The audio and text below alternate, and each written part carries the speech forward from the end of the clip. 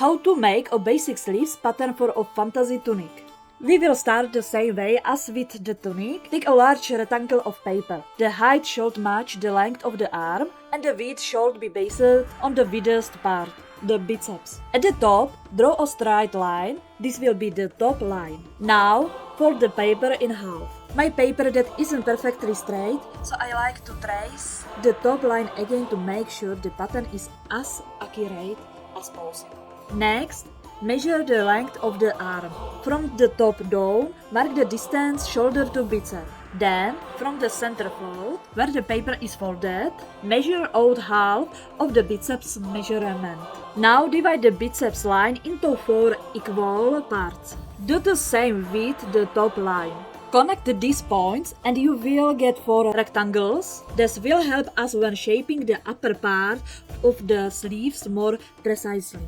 At the wrist, measure its width, again only half of the circumference from the fold. I personally like to add an extra 1 cm for a looser wrist. Now connect the biceps with the wrist. This creates the sleeve shape. Next, connect the top line from the fold all the way to the end of the biceps line. This gives us a good line for the upper part of the sleeve.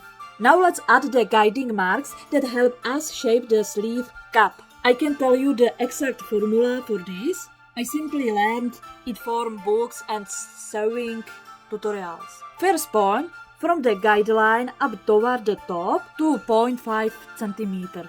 Second point, from the guideline up toward the top, 1.5 cm. Third point, from the guideline downward, 7 mm. Now connect these points. Start from the bottom, copying the line for a bit, then curve toward the first mark. From the second point, make the line gently bulge, as if you are driving a small heel. And that is the front side of the sleeve done.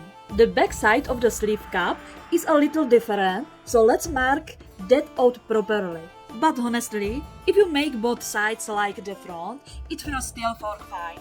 From the guideline up toward the top, 2 cm. Second point, from the guideline to the top, 6 mm. Final point, right where the guideline crosses the horizontal line.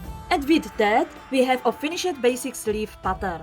In the next video, I will show you how to adapt this basic sleeve into the pattern we will need for our fantasy tunic. For more fantasy content, hit follow and share with your fellow adventurers. See you between words!